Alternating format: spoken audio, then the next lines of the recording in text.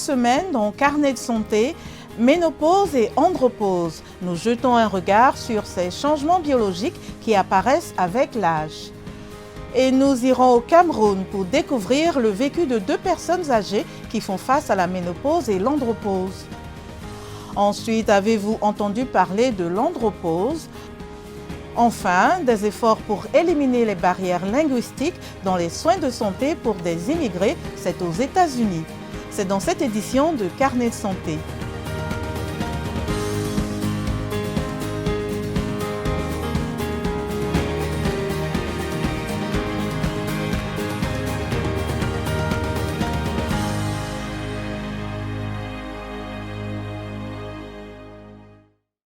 Bonjour à tous, ravi d'être avec vous pour une nouvelle édition de Carnet de santé. Bouffées de chaleur, sueur nocturne, saute d'humeur et changements dans les cycles menstruels. Et si c'était la ménopause? La ménopause est la période de la vie d'une femme marquée par l'arrêt de l'ovulation et la disparition des menstrues. Caractérisée par une diminution ou l'arrêt de la sécrétion des hormones oestrogènes et progestérone, elle survient généralement entre l'âge de 45 et 55 ans.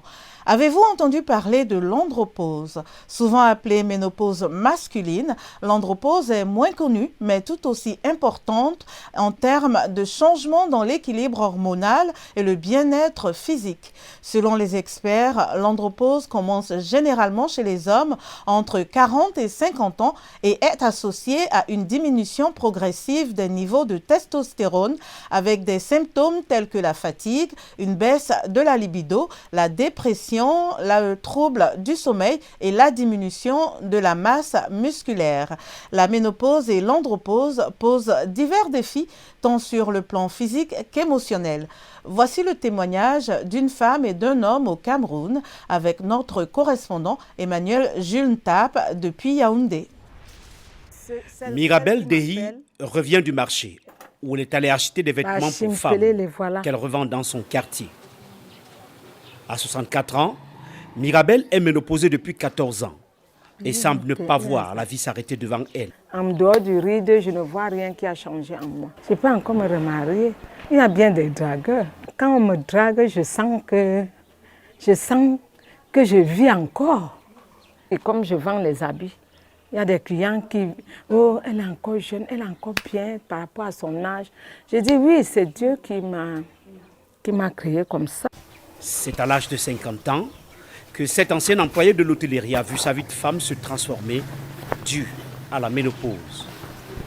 Bon, de temps en temps, j'avais des petites bouffées de chaleur,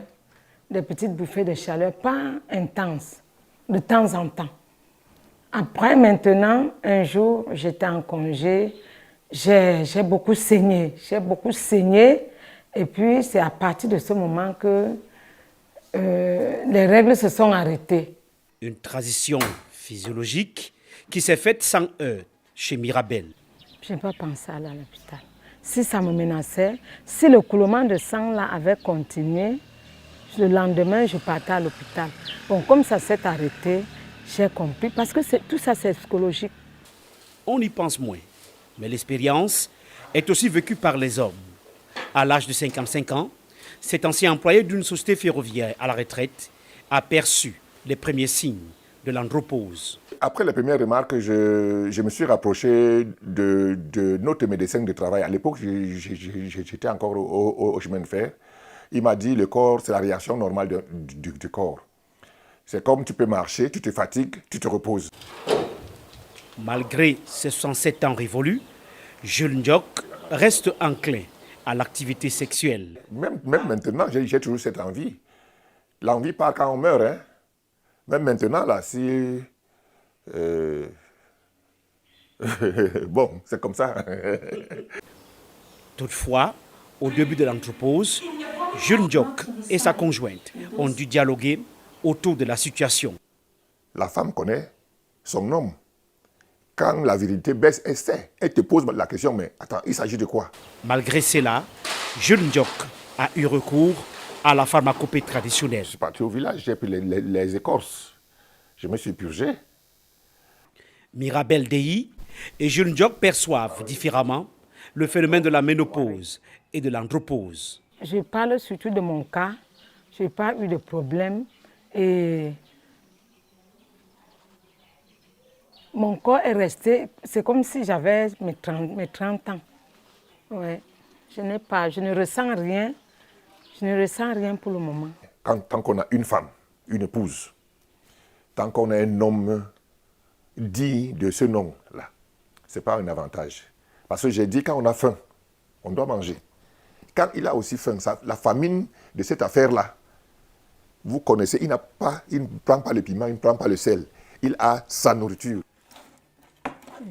Emmanuel Joutab pour VOA Afrique, Yaoundé.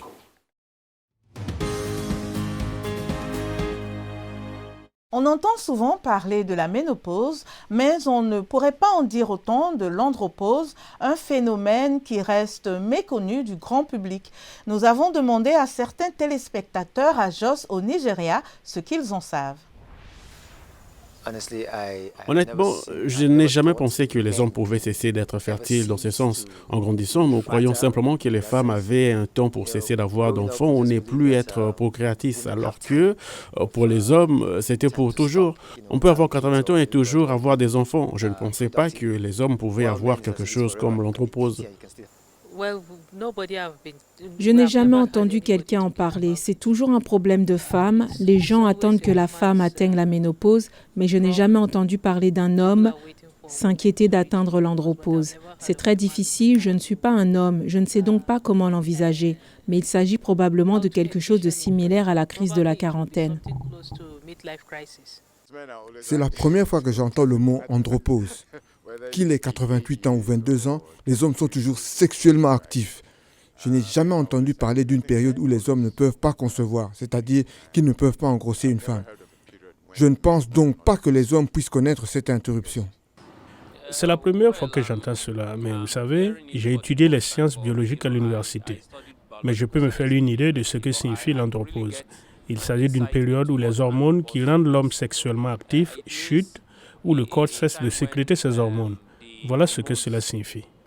Pour moi, cela semble fou parce que je connais la ménopause, qui est un état dans lequel la femme a dépassé le niveau où elle peut concevoir. Mais pour ce qui est de l'andropause, il s'agit d'une période où l'homme a atteint un niveau où il devient impuissant.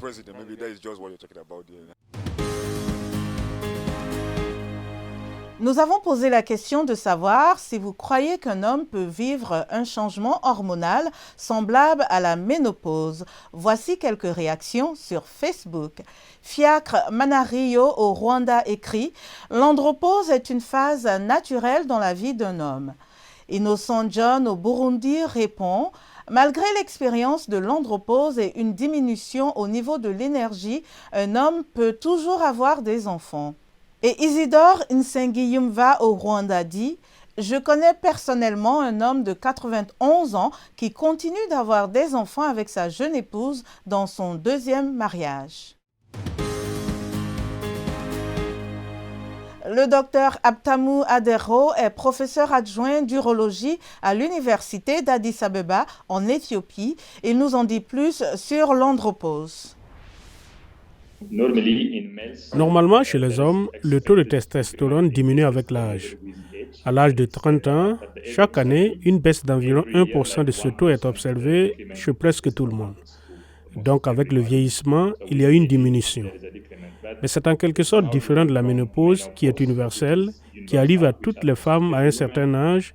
Il y a un moment connu pour cette ménopause. C'est donc un phénomène qui se produit. En ce qui concerne l'andropause, ce n'est pas le cas. Cela n'arrive pas forcément à tous les hommes âgés. Et c'est un processus qui est lent et la progression est également lente. Ainsi, avec cette baisse de testostérone, les hommes développent des symptômes avec le temps. C'est donc quelque chose de différent. Il existe d'autres facteurs qui rendent la personne susceptible ou à risque de souffrir d'andropause. C'est le cas des hommes obèses, fumeurs, sans activité physique et de certaines maladies chroniques qui augmentent le risque d'andropause. En ce qui concerne les symptômes associés au taux de testostérone, la testostérone est normalement une hormone masculine qui rend les hommes masculins dès l'enfance. Ainsi, lorsqu'il y a une différence de testostérone, il y a différents symptômes. Tout d'abord, les symptômes les plus courants concernent l'activité sexuelle. baisse de la libido, diminution du désir d'avoir des rapports sexuels, baisse de l'érection ou dysfonctionnement érectile, y compris peut-être l'érection matinale qui se produit. Ces symptômes associés à l'activité sexuelle sont donc fréquents. Ainsi, lorsqu'une personne présente ces symptômes, la première chose à faire est de procéder à quelques tests, notamment le taux de testostérone, c'est-à-dire la teneur en testostérone dans le sang. Il existe des valeurs normales. Il faut donc confirmer le faible taux de testostérone. Ces symptômes ne sont pas spécifiques. Il existe différentes maladies qui peuvent provoquer de tels symptômes. Le patient doit donc subir différents examens pour éviter ces maladies. C'est donc la première chose que nous faisons.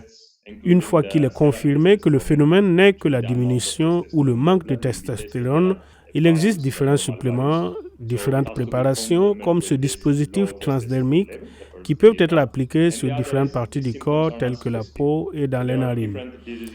Nous disposons également de comprimés et d'injections. Comme je l'ai dit précédemment, les facteurs de risque sont la diminution de l'activité physique, le tabagisme et l'obésité. Ce sont les plus courants. En règle générale, il est donc recommandé d'adopter un mode de vie sain, de faire de l'exercice, de perdre du poids et de cesser de fumer. Ces mesures sont recommandées.